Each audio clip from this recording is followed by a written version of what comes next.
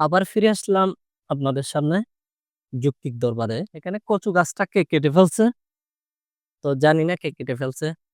যাক সমস্যা নাই। আমাকে তো আর কেটে ফেলতে পারে নাই। একসময় মানুষ এখানে টয়লেট করে রাখতো, যাতে আমি যৌক্তিক কথাবার্তাগুলো না বলতে পারি।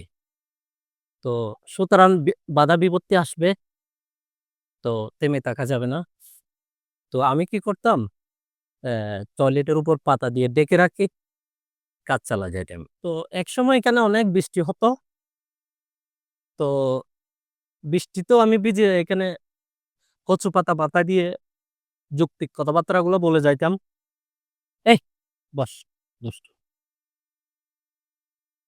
ওর কিন্তু বউ আছে। বউ অন্য জায়গায় আছে আরকি, ওর বাচ্চা আছে। ওদের কিন্তু একটা সংসার আছে। তো একসময় দেখাবনে। কাজের ব্যস্ততার জন্য আসলে অনেক অনেকদিন ধরে যৌক্তিক দরবারে আসা হয় না, কথা হয় না। ইনশাআল্লাহ এখন থেকে কথা হবে, আড্ডা হবে। এখান থেকে আসলে আমার ওটা তারাই আমার সঙ্গী থাকে। বস! সুতরাং ৫ টা সুযোগ নাই। পৃথিবীর সমস্ত মেয়েরাও যদি প্রাক্তনকে ক্ষমা করে, আমি ক্ষমা করব না। এই বস! পৃথিবীর সমস্ত নারী পুরুষ প্রাক্তনকে ক্ষমা করলে আমি করব না। পিস্তলের গুলি লোডেড, শুট ডান, তারপরও মৃত্যুর মুখে দাঁড়িয়ে বলব প্রাক্তনকে ক্ষমা করব না।